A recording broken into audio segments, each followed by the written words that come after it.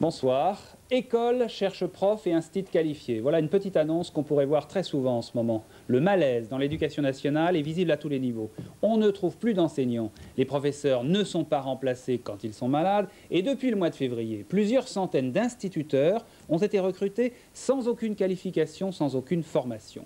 Ce n'est pas pour ça que les enfants, d'ailleurs, ne les apprécient pas. Mais tout de même, Chantal Kimerlin et Luc Savage sont allés dans l'Essonne, récit d'une formation express.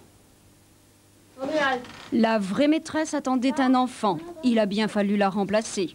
La remplacer par Dorothée Pouchel, 30 ans. Dorothée n'a pas le bac, mais elle a fait beaucoup de métiers. Animatrice de comité d'entreprise, puis cuisinière en collectivité, elle fut jusqu'en janvier dernier assistante d'un dentiste. Elle a entendu les appels du ministère, s'est présentée à l'inspection d'académie, a su convaincre de sa bonne volonté en quelques 15 minutes. Dans la même semaine, Dorothée a donné son congé au dentiste et s'est lancée dans l'enseignement. En tout, j'ai commencé le 10 février. Ça me fait une semaine dans un CM1, 2 jours en CP-CE1 et 4 jours ici sur le CE1. Le cours élémentaire 1, dont elle a la charge depuis lundi matin. 28 élèves, pas de formation particulière. Dorothée a reçu une seule aide, une conseillère pédagogique l'a accompagnée pendant la première matinée. En prenant cette classe, vous n'avez pas des inquiétudes?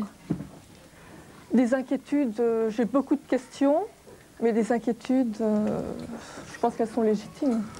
Je vais essayer d'avoir une plus grande recherche personnelle, c'est tout ce que je peux avoir. Et de toute façon, si j'ai un problème, je sais à qui m'adresser, à la directrice, aux institutrices qui sont à côté. Vous êtes prête à l'aider? Ah, tout à fait. De toute façon, c'est plus que l'aider. Je veux dire que c'est plus que notre devoir. C'est un plaisir. Il serait certainement mieux qu'elle ait une formation avant de venir. Mais là, on manque tellement de personnel dans l'enseignement qu'il faut bien qu'on réagisse et qu'on prenne en compte la situation. Dans l'école de Dorothée, le message est clair. Seul compte la survie de l'école.